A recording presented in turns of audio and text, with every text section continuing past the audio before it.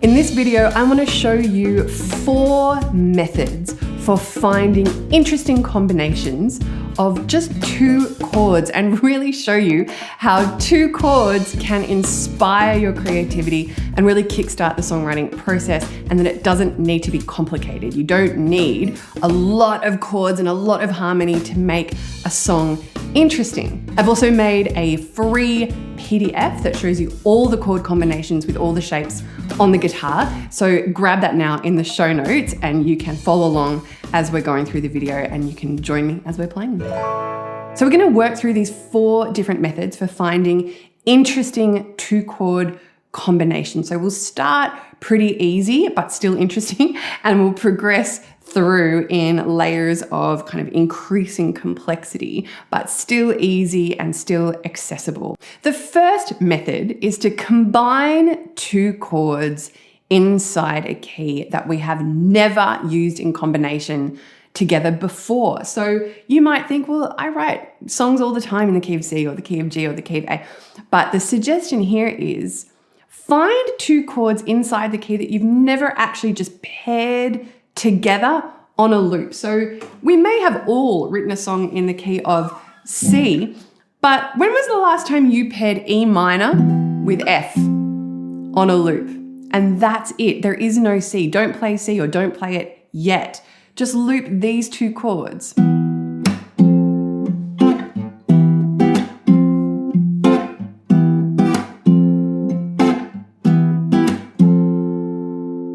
See, I don't think I've ever done that in a song, and it makes me want to do it immediately. The really important thing to know and keep in mind when you're using this technique, which on the surface of it seems quite simple, right? But there is a way in which this can go wrong, and I don't want you to do that. So the way to do it right is to actually know that we're in the key of C and make sure that the melody notes you're singing on top of these 2 chords are drawn from the key of C and not from some kind of E minor scale or mode, because the problem there is that F major chord is not going to sound good if we're singing notes from an E minor scale, right? So here is my key of C. C is a kind of weird key for me to sing. It's very, very low, very high. So I'll sing it there. So those are my notes that I'm going to kind of sing over. And initially, the way I do this is just noodle little babbly, mumbly things over a 2 chord combination just to get the melody chord combination together.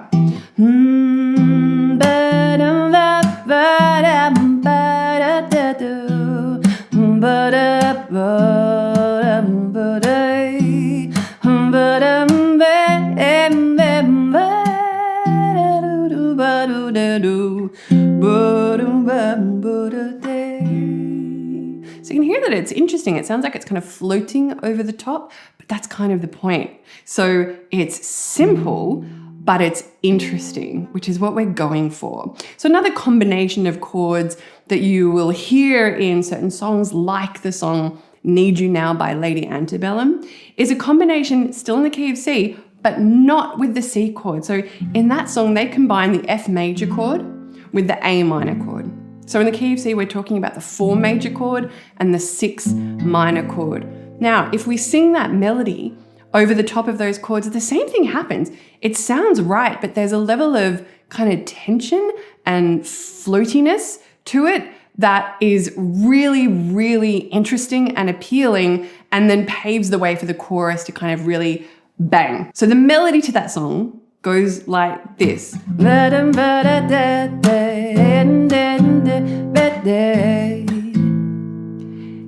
Really interesting. And if I swapped that F for a C chord, you can really hear that the melody is really a C major melody.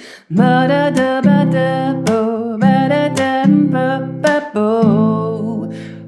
you know, they don't play the C chord, and there's something really, really interesting and compelling about that combination of chords. So number 1 is find all the chords in a key and pick 2 that you've never used together before. What would D minor and B diminished sound like?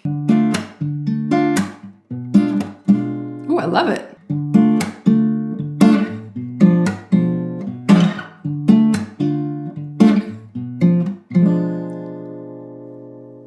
In method number 2, we are still staying diatonic, by which we mean we're still just going to stay using chords inside a key and inside a major key. We're not going crazy. We're just adding in some new elements to those familiar chords. So in number 2, what we're going to do is add in some of the diatonic sevenths. What do we mean by that? All that means is we're adding on another note on top of the triad, the 7th, but we're making sure that that note is still in the key. But I don't want you to get intimidated by the music theory, because there's no need to get intimidated by the music theory at all. In the PDF that you can download, I have written out the diatonic 7th chords in a couple of different keys, and you can just see them right there and pick them out and play them. And the whole idea is they'll sound good together. That's the idea, because they're all made from the same 7 notes of the key.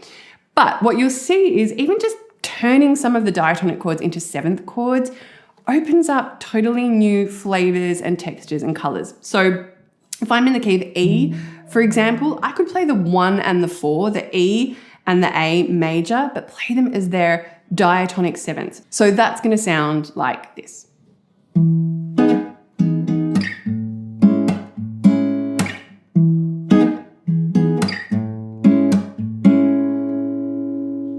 Let me pick 2 different chords from the key of C and play them as their 7th. So I'll pick 2 and 6.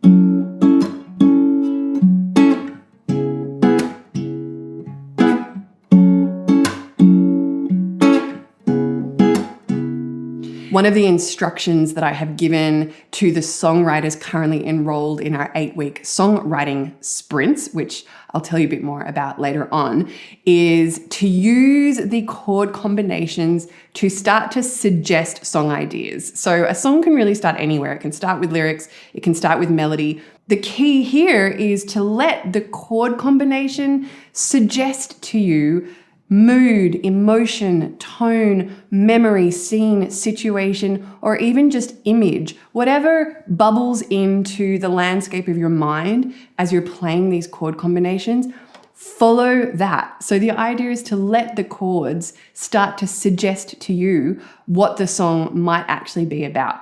And it's a really fun and intuitive way to start the songwriting process. And by starting to combine chords you've never combined before, hopefully it will start to suggest to you song ideas that have never occurred to you before. And if you're interested to know more about those 8-week songwriting sprints that we run 5 times a year, I've put a link in the show notes as well that you can check out right now. A song comes to mind that uses 2 diatonic 7th chords beautifully, and that song is the song Groovin' by Marvin Gaye, which I play in this key. It's probably in a different key, but... So it's just the 1 chord and the 2 chord. Oh, groovin' on a Sunday afternoon. Oh, really? I couldn't get away too soon.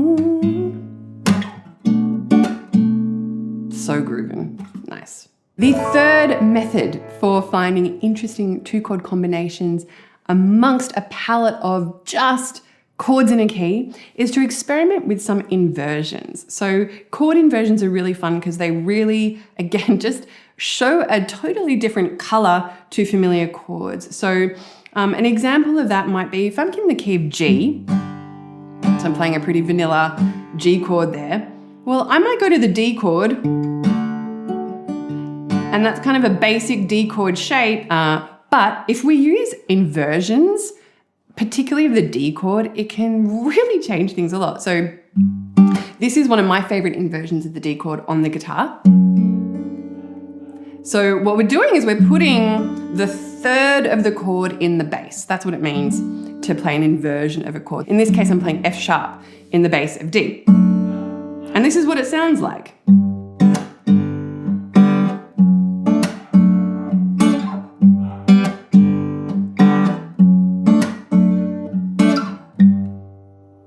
One of the cool things about inversions is it allows this sort of more close movement.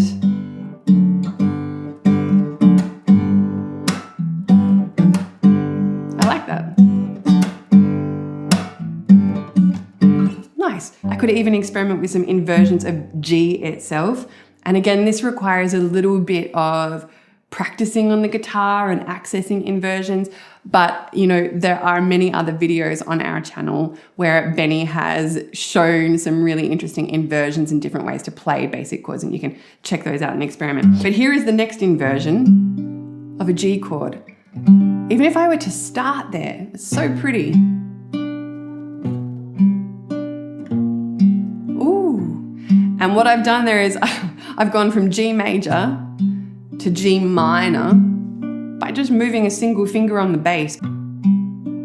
So I've gone non-diatonic, but sometimes that happens when you're playing with chords. It's really evocative. It makes me want to start writing a song. The fourth and final method in this easy version of finding interesting two-chord combinations is to start to add on tensions and extensions to our diatonic chords. And again, this is just spreading the color palette even further. So it's not just sevenths, we're starting to add on ninths and sixths and 11ths, starting to really add in complexity to the basic chords.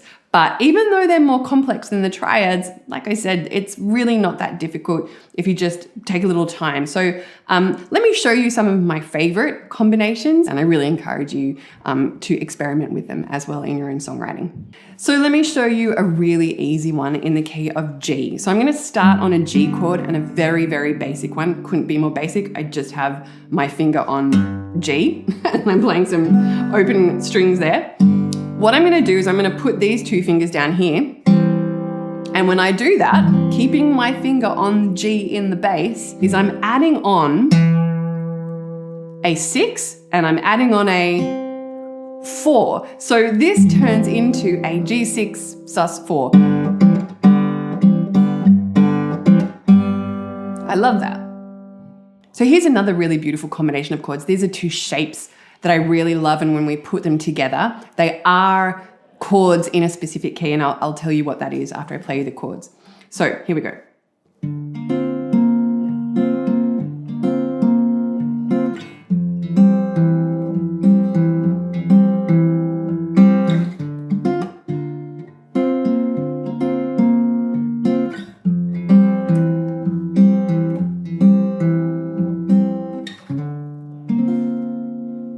So even though I started this combination of chords on this D kind of minor chord with a tension, and then went to this F chord with a tension, this combination of chords is diatonic to the key of F. So we could call this a song in the key of F. Let's try another one. This one is much more easy on the fingers. All right, so this is a variation of a basic E major chord, which I love. It does require a little bit of pinky action. It's popping that pinky up there to give us an add 9. But a really beautiful sound. And when we give a nice full strum, just so nice.